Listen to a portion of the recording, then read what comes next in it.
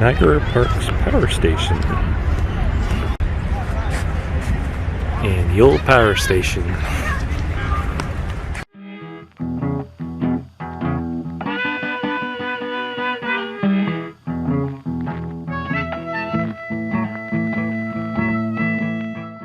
Well, we're at Niagara Falls. Going to visit the old power station, and we're going to do a cache here first. Behind me is the Niagara River, and that's waiting over there for me to do the cache over here. And this is the Niagara Parks Power Station, and inside here someplace is the cache, which is supposed to be a birdhouse. It's a TV hotel, and we got a special TV to drop off here somewhere. So here we have the birdhouse. Find another cacher on the way. So we're dropping off a geocache, a trackable in the Geocache here from New Zealand. From New Zealand? Yeah. Did you want to travel to Germany? No? Actually, it's in a contest, so if you discover it, you can win something. Okay. What's your geocaching name? Raymond. Raymond from Germany. Raymond. Water coming out and going back to the falls. Water reservoir where the water comes in, goes down the turbines, and then back out to the Niagara Falls. Welcome to the Niagara Parks and Power Station. So water starts up there, goes down through the turbines, and back out to the river. It's an old circuit breaker. Like the head gate, like the elevator. It would also be used to run the start of the electricity for making power in our alternating current generators. I don't know which one it is, one of three. Basic ground, one of So, you want to take over control. You all look like rookies to me. Running a power station takes years. You don't all look like rookies. Just look at this control panel. I wouldn't recommend touching anything on this panel unless you knew exactly what you were doing. But then again, my first day, no one let me touch anything. So maybe with my guidance, we'll do okay. Let's start with a warm-up question. How much electricity do you think the power station could produce at full power? Alright, so The fly balls were also linked to a valve far below that controlled the flow of water hitting the turbine. If the generator was spinning too fast, the fly balls would rise higher, closing the valve a little bit and slowing down the turbine. If things were spinning too slow, the balls would droop down a little, opening the valve and speeding up the turbine. Like I said, a clever machine. But it also took some Invented by the practice to get Smiths. everything exactly in sync. 1902. The way you know if you were in sync was with this synthoscope. The black needle is telling us if there is any difference between the electricity in the grid and what our generator is producing. When the needle stops rotating and holds steady near 12 o'clock, that's when you're in sync. A really skilled operator would get the needle moving really slowly towards 12 o'clock. And then just before it was pointing straight up, it switched. Like the guy was saying, those balls spin around and open and close the valve depending on the speed. Well, that's one massive crane, and it looks like it goes from one end of the building to the other. You can lift heavy parts out. Nikolai Tesla. Some old Westinghouse rheostats, selector switches. You could learn about generators scanning the code. An old electric arc welder and an alternating current vector. So welcome to the tunnel. My name's Gabe. I'm just going to give you guys a quick spiel on the way down, just explaining everything that you guys are going to see here. You look at this window, you can see this big pipe. This is called the penstock. So the river water that we would get from upstairs would go down this penstock and spin a turbine at the bottom. You guys look out that window, you can see the bottom of one of the alternators, those big blue things you saw upstairs. So the turbine would spin a shaft that's inside that pool there. That shaft spins the alternators upstairs, and that's basically how the power station would get its power. You guys actually keep looking at that window, you can see a penstock over there. So each alternator had its own penstock, it had its own turbine, and it had its own like alternators. So all the alternators come with its own turbine, penstock, and its own set of decks. There's about 7 different layers. Right there's a turbine, and then coming up here, you're able to see the spillway. It's probably going to be the best view of the elevator ride. So after all the water would go through the penstocks, would meet in that spillway there, then go down the tunnel all the way back out into the river. The tunnel is about 2,200 feet long, so about 600 meters. It's a bit of a walk, but it's nothing too terrible. They have launchers at the end for you guys, just in case you need it. Okay, great. And we're going down the tunnel, out to the river. Seems okay. The water would leave the power station and exit the river down this big long tunnel. And that's worried about the big cracks in the ceiling here. The information signs halfway through. Topsoil. Goat Island, Gasport, EQ, Rochester, medium sandstone. Some info on building the tunnel.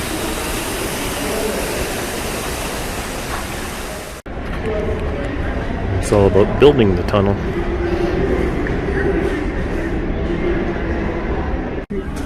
It's a long walk through this tunnel. Right, Annette? After walking like crazy, oh, there's a Maid of the Mist going by. We're finally getting to the end of the tunnel. Okay, coming out of the falls,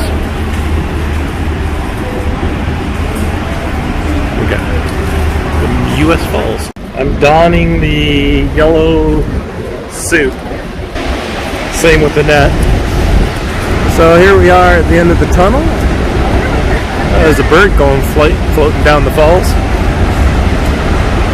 People up on the American side over there. The American Falls over there.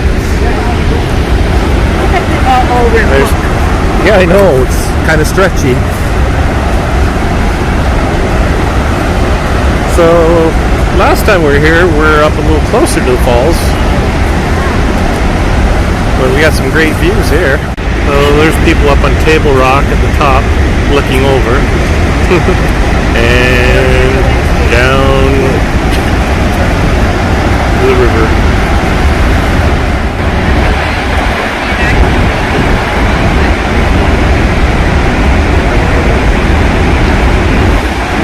We're going to try to go on to one of the boats after this and take a look at the U.S. Falls and the Canada Falls from the water and do an earth cache on the U.S. Falls. Not a foam. We'll call it sea foam. Birds flying. Looking at the rocks down here, see what kind of rocks they are, see if there's any fossils in them. This would probably make a good earth cache down here if we had some fossils. You idiot! Exit through the gift shop. Well, just kidding. It's kind of off the side, so you don't have to come here if you don't want to. Up above again, and looking in one of the tanks here, and a lot of little fishies, and then I didn't bring my fishing pole. Some Nikola Tesla shirts and Power Generations shirts and all kinds of neat shirts, but they're all go up to XXX, and I take a XXX. The one over there? Special light mist. Began in 1901 and took 4 years to complete. Come back to the power station for the night show. We were standing in the middle of the generator hall floor.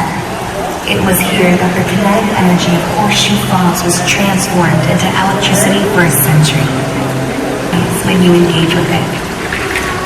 Now think about what a drop of water can do. Also, it seems like such a the lights will move around if doesn't you're walking on top of them. Oh, really? But Yeah. a few drops of water running together might make a trickle that can move grains of sand, even pebbles. And if more drops flow together, more trickles, they might become streams. And if a few streams flow into each other, as you flow. I hear water.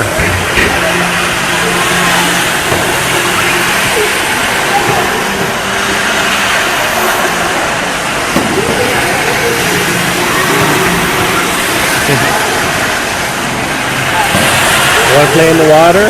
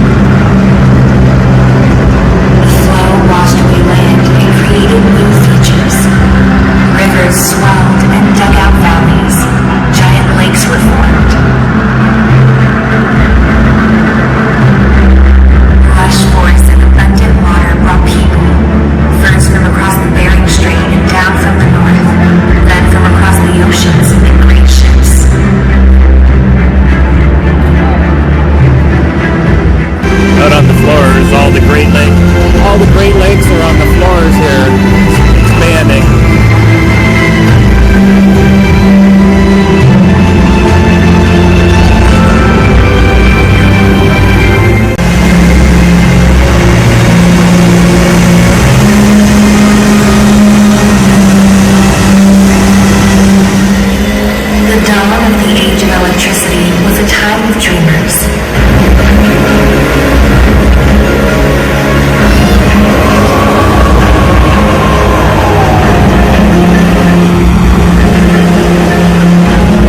They looked to the lightning streaked sky and wondered where they could find that kind of energy closer to home.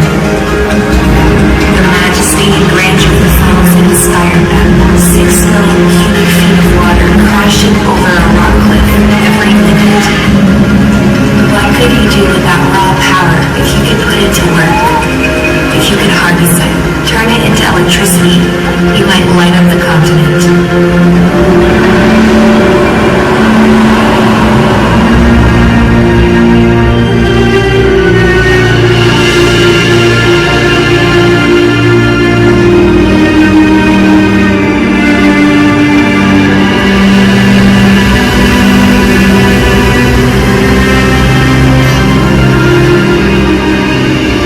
As the 19th century ended, power generating stations sprang up along the Niagara River, and in 1901, construction started on the Niagara Parks Power Station.